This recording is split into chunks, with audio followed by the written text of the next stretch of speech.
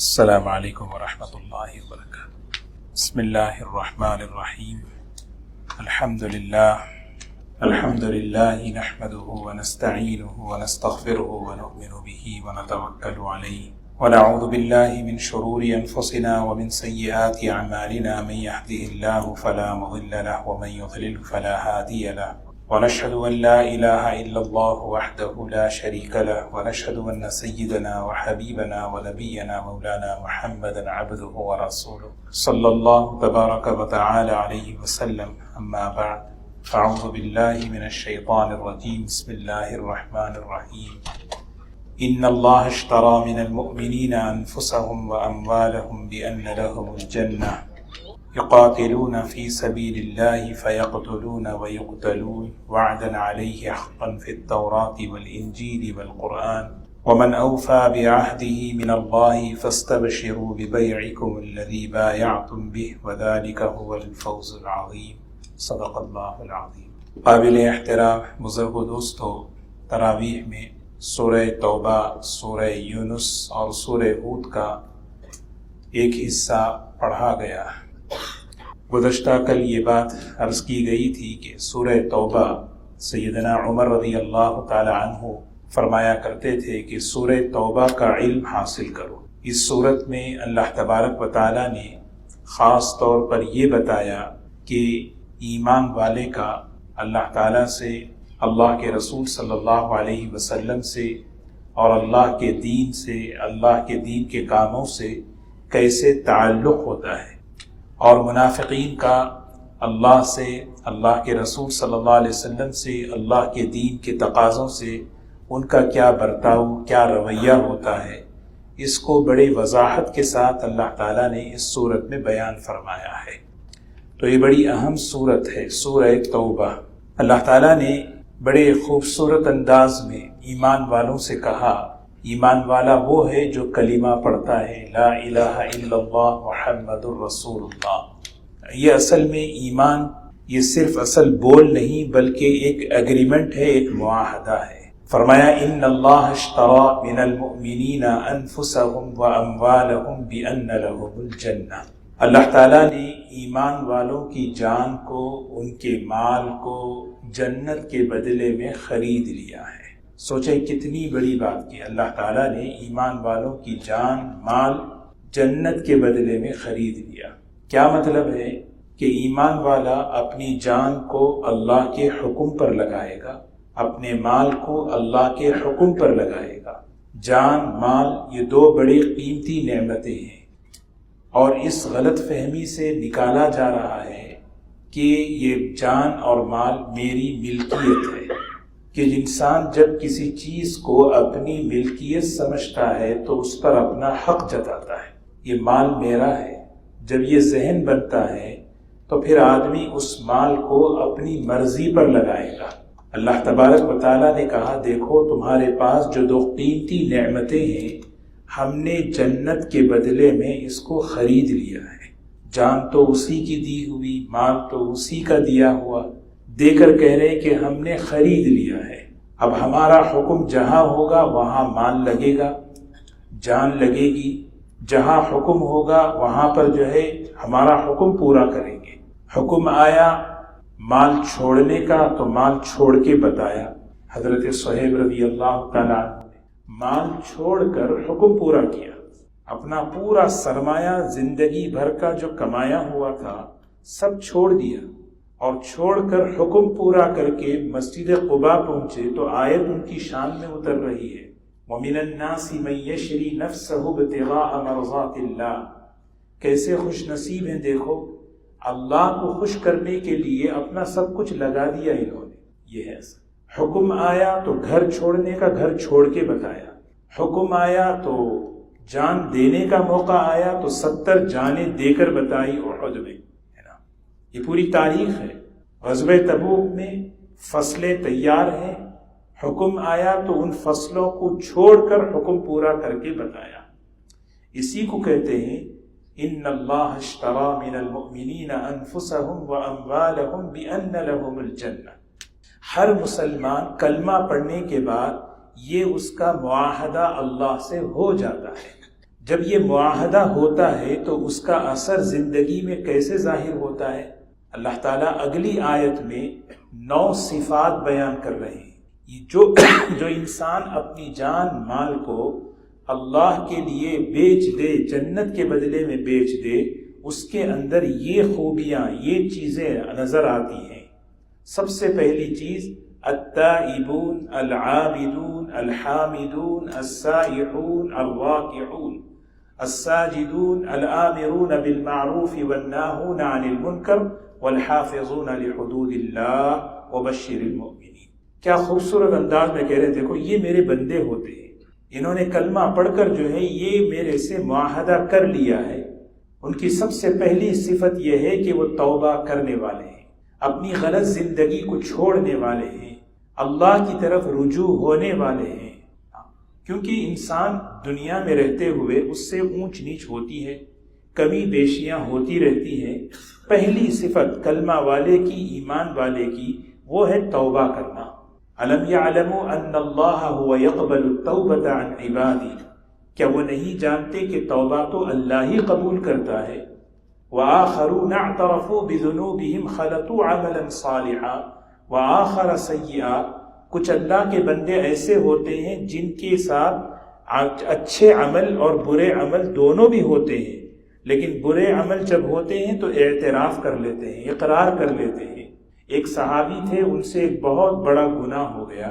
روایت میں آتا ہے کہ انہوں نے توبہ کی، انہوں نے ایسی توبہ کی، کسی نے جو ہے اس موقع پر ایک طنز کے طور پر ایک جملہ کہا، تو نبی کریم صلی اللہ علیہ وسلم نے فرمایا لقد تاب توبۃ، اس بندے نے، اس شخص نے ایسی توبہ کی ہے لو قسمت علی امت لوسعتہم، پوری امت پر بھی وہ توبہ تقسیم کر دو تو سب کی مغفرت ہو جائے.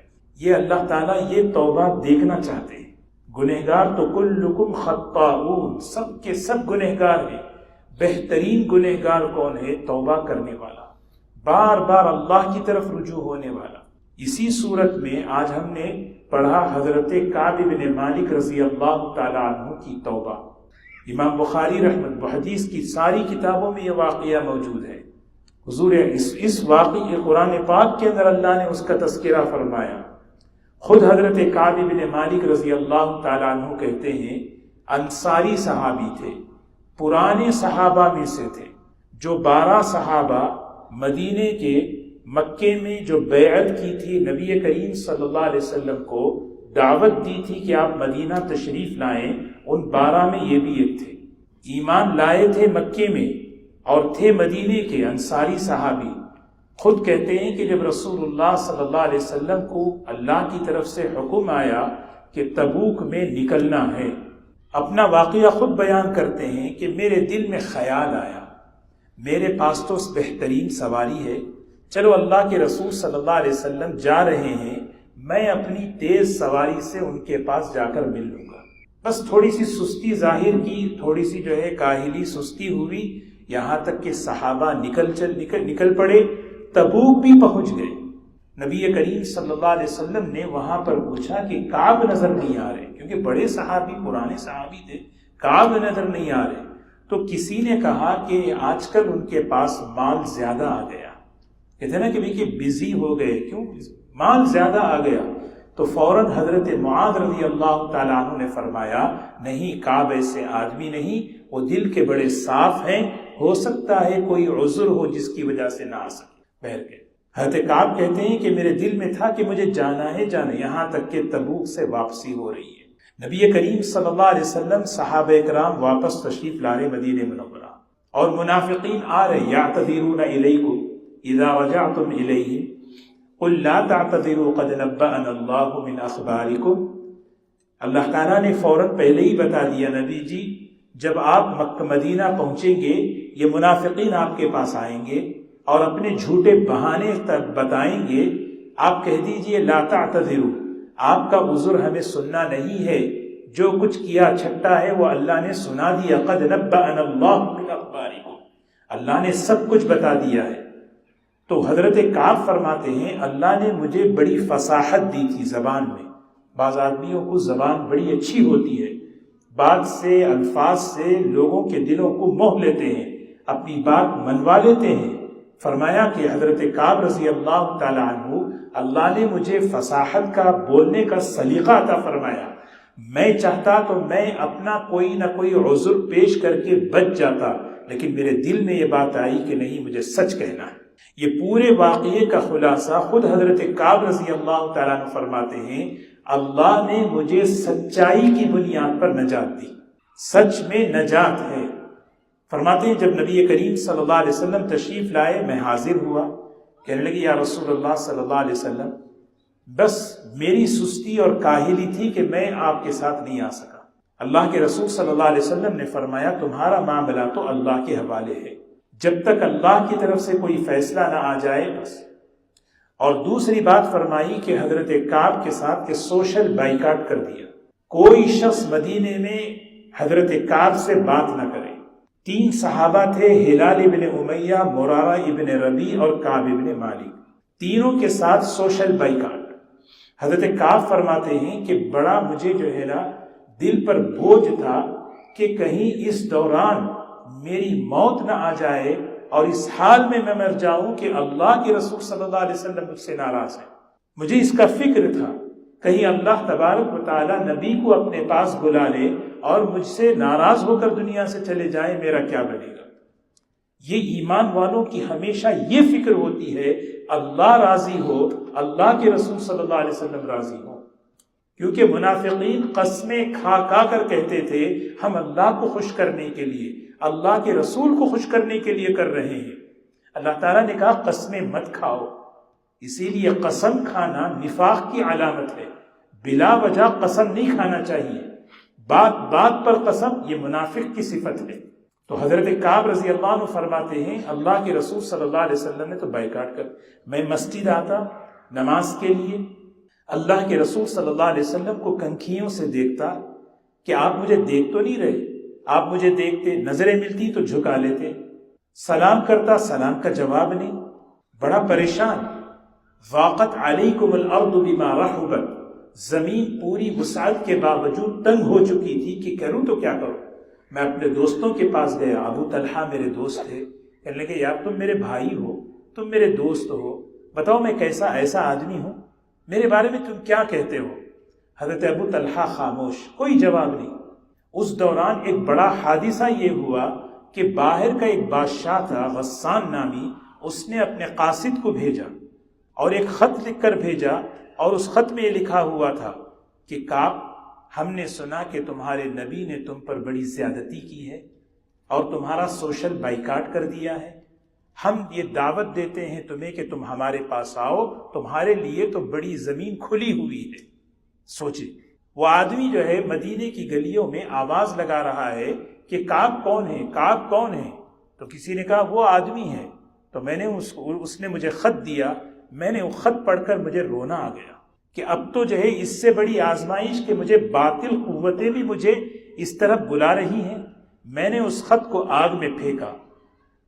حضرت کعب کہتے ہیں تھوڑی دیر گزری تھی، مدینے میں پھر دوبارہ اعلان ہوا اللہ کے رسول صلی اللہ علیہ وسلم کی طرف سے کہ ان تینوں کی بیویوں سے کہو کہ یہ تینوں اپنے اپنے والد کے گھر چلے جائیں۔ وہ آیا وہ قاصد آ کر کہنے لگا اللہ کے رسول صلی اللہ علیہ وسلم کی طرف سے یہ خبر ہے۔ حضرت کعب کہتے ہیں کیا طلاق دینی ہے؟ کہا طلاق نہیں، بس الگ ہونا ہے۔ مرارہ ابن ربیع کہتے ہیں کہ میں بہت بوڑھا تھا، میری اہلیہ نے حضور صلی اللہ علیہ وسلم سے اجازت لی کہ بس خدمت کی اجازت دے دیں۔ حضرت کعب جوان تھے، مضبوط تھے۔ اب سوچیں دوست، بیوی، بچے، اللہ کے رسول صلی اللہ علیہ وسلم، یہ ایمان والوں کی استقامت دیکھیں۔ ہمارا مزاج یہ ہے کہ اگر ہم سے اگر کوئی ایسا معاملہ ہو، کہتے ہیں بھی ہمارے پاس آپشن ہے، آپ کریں گے، آپ اگر نہیں ہے تو ہم دوسری طرف جائیں گے۔ صحابہ کا ایمان، ان کی استقامت، ان کا جمنا دیکھیں، اللہ اکبر، 1 2 3 نہیں، 50 دن تک۔ امام نووی رحمۃ اللہ علیہ فرماتے ہیں 50 دن کے بعد وحی آنے کی حکمت یہ تھی کہ حضور صلی اللہ علیہ وسلم کا جو سفر تھا مدینے سے تبوک کا اور تبوک سے واپسی کا، وہ 50 دن کا تھا۔ 50 دن تک اللہ تعالیٰ نے ان کی تربیت کے لیے، ان کے لیے تنبیہ کے لیے اللہ تعالیٰ نے سوشل بائیکاٹ کروایا۔ فجر کی نماز ہوئی، فجر کی نماز کے بعد وحی اتر رہی ہے، لقد تاب اللہ علی النبی والمہاجرین وعلی الثلاثة الذین خلفوا۔ سبحان اللہ، دیکھیں نام، دیکھیں قیامت تک جب تراویح ہوتی رہے گی، ہم قرآن پڑھتے رہیں گے، یہ 3 صحابہ کا نام پڑھتے رہیں گے۔ وعلی الثلاثة الذین خلفوا، یہ وہ 3 صحابہ جو پیچھے رہ گئے، خلفوا حتی اذا ضاقت علیہم الارض بما رحبت، زمین وسعت کے باوجود تنگ ہو چکی تھی۔ اللہ تعالیٰ نے توبہ کی آیتیں اتاری۔ حضرت ابو بکر، حضرت زبیر ابن عوام رضی اللہ عنہ یہ ڈھونڈ رہے ہیں کہاں ہیں کعب خوشخبری ہو، کعب خوشخبری ہو، تمہارے لیے تو قرآن کا پیغام آ گیا، تمہارے لیے توبہ کی۔ حضرت کعب جو ہے، حضرت زبیر رضی اللہ عنہ پہلے پہنچ گئے، انہوں نے سنا تو فوراً جو ہے اپنا جو ہے کرتا نکال کر ہدیے میں جو ہے دے دیا۔ خوشخبری ہوتی ہے، خوشخبری سنانے والے کو کچھ نہ کچھ دیا جاتا ہے۔ اور آئے مسجد میں، نبی کریم صلی اللہ علیہ وسلم تشریف فرمائے۔ حضرت کعب کہتے ہیں میں نے رسول اللہ صلی اللہ علیہ وسلم کا چہرہ دیکھا، آپ کے چہرے پر یعنی خوشی کے ایسے آثار تھے کہ بس چمک رہا تھا آپ کا چہرہ۔ فرمایا کعب، بڑی بہترین بات نبی کریم صلی اللہ علیہ وسلم نے فرمائی، فرمایا کعب جس دن سے تمہاری ماں نے تمہیں جنا ہے، اس دن سے لے کر آج تک تمہاری زندگی کا سب سے بہترین دن آج کا دن ہے کہ اللہ کی طرف سے تمہارے لیے توبہ کا، اللہ کی طرف سے معافی کا اعلان آیا ہے۔ یہ ہے التائبون، توبہ کرنے والے، العابدون، عبادت کرنے والے۔ جب آدمی کا اللہ سے معاہدہ ہوتا ہے مجھے عبادت کرنا ہے۔ السائحون، سیاحت کرنے والے، اللہ کے دین کی نسبت پر چلنے والے، علم حاصل کرنے کے لیے، علم کی اشاعت کے لیے، دین کے لیے، اللہ کے راستے میں چلنے پھرنے والے۔ سیاحت امتی الجہاد فی سبیل اللہ، اللہ کے رسول صلی اللہ علیہ وسلم نے فرمایا میری امت کی سیاحت، تفریح، یہ اللہ کے راستے پہ چلنا پھرنا ہے۔ الساجدون الراکعون الساجدون، اپنے آپ کو جھکانے والے، اپنے آپ کو اللہ کے سامنے بچھانے والے، عبدیت کا نمونہ بننے والے۔ میرا تو اللہ کے ساتھ معاملہ ہو چکا ہے، کلمہ پڑھ کر میں نے، اللہ نے کہا کہ میں نے تیری جان کو، تیرے مال کو جنت کے بدلے میں خرید لیا، اب اس کے اثرات ہماری زندگی میں یہ صفات ہونے ہیں، توبہ ہو، عبادت ہو، اللہ کے دین کو سیکھنا، اللہ کے دین کا کام کرنا، اس کے لیے آدمی چلے پھرے اور آدمی اللہ کے سامنے عبدیت کا، بندگی کا نمونہ بن کر رہے۔ الآمرون بالمعروف والناہون عن المنکر، اللہ کی بھلائیاں جتنی ہیں وہ امت میں پھیلے اور اللہ کی نافرمانیاں امت سے مٹ جائے، اس کا فکر، اس کی محنت آدمی کرے۔ آخری بات فرمائی والحافظون لحدود اللہ، اللہ کے اوامر کی حفاظت کرنے والے، جو اللہ نے اللہ تعالیٰ کے جو احکامات ہیں، حدود ہیں، یہ فرض ہے۔ یہ ایک واقعہ ہے، ایک بزرگ ہیں مفتی سعید صاحب پالنپوری رحمۃ اللہ علیہ نے تفسیر میں یہ واقعہ لکھا ہے۔ حضرت نے لکھا ہے کہ بچہ جب پیدا ہوتا ہے تو بچے کی پیدائش کے بعد دودھ پلانے کی جو مدت ہے وہ 2 سال ہے۔ تو ایک بزرگ تھے، ان کے ہاں ولادت ہوئی تھی، رات میں اٹھ کر اپنی بیوی سے کہا کہ دیکھو تمہارے 2 سال اس بچے کے مکمل ہو چکے ہیں، ابھی دودھ پلانے کی تمہیں اجازت نہیں ہے۔ کہا بچہ رو رہا ہے، گھر میں اس وقت دودھ نہیں ہے۔ فرمایا نہیں، الحافظون لحدود اللہ، یہ اللہ کا حکم ہے، اللہ نے کہا یہ حدود کی رعایت یہ کرنا ہے بس۔ اب آگے کیا فرمایا؟ اوپر فرمایا اللہ نے ایمان والوں کی جان مال کو جنت کے بدلے میں خرید لیا، اور نیچے خوشخبری سنا رہے وَبَشِّرِ الْمُؤْمِنِينَ، ایمان والوں کو خوشخبری سنا، ایمان والوں کو خوشخبری سنا۔ تو اسی لیے دوستو ہمیں اس ذہن کے ساتھ زندگی گزارنا ہے جو کچھ میرے پاس ہے وہ اللہ تعالیٰ کی دی ہوئی امانت ہے۔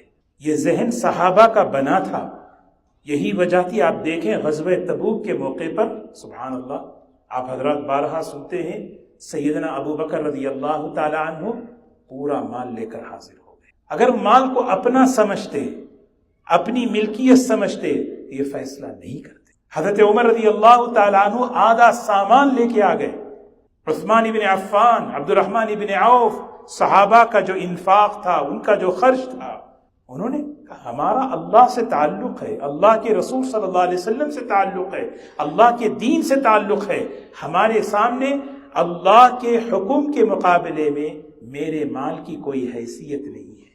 جب انہوں نے یہ طے کیا تبھی تو یہ مقام ملا۔ نبی کریم صلی اللہ علیہ وسلم نے فرمایا جتنا نفع ابو بکر کے مال نے مجھے پہنچایا کسی کے مال نے مجھے نہیں پہنچا۔ جب آدمی اللہ کی نسبت پر اپنی ذات کو بے حیثیت کرتا ہے، اللہ تعالیٰ کیسی عزت دیتے ہیں۔ دیکھیں یہ پورے قرآن پاک سیرت چمک رہی ہے ایسے لوگوں سے۔ اصحابی کالنجوم، یہ میرے صحابہ ستارے ہیں، ستارے چمکتے ہیں، قیامت تک چمکیں گے، بلکہ قیامت میں بھی چمکیں گے۔ ان کے نام کیوں چمک رہے ہیں؟ وجہ اس کی ہے کہ انہوں نے جو معاہدہ اللہ کے ساتھ کیا تھا اس معاہدے کو طے کر کے بتایا، یا اللہ ہم تیار ہیں، جان حاضر، مال حاضر، ہر چیز۔ اس سے پہلے منافقین کی خصلت بتائی، انہوں نے اپنے مال کو بچایا، انہوں نے اپنی جان کو بچایا، کہنے لگے ہم بچ گئے، کہنے لگے ہم بچ گئے۔ اللہ تعالیٰ نے فوراً جواب دیا تم بچے نہیں بلکہ قبول ہی نہیں کیے گئے، لن تقبل منکم، قبول ہی نہیں کیا ہے۔ تم کیا بچو گے اپنے آپ کو، تم کیا بچاؤ گے اپنے مال کو، اپنے آپ کو؟ اس طرح سے قبولیت ہی نہیں آئی ہے۔ اللہ ہمیں اس مزاج سے حفاظت فرمائے۔ اللہ تعالی ہم سب کو ان باتوں پر عمل کی توفیق نصیب فرمائے۔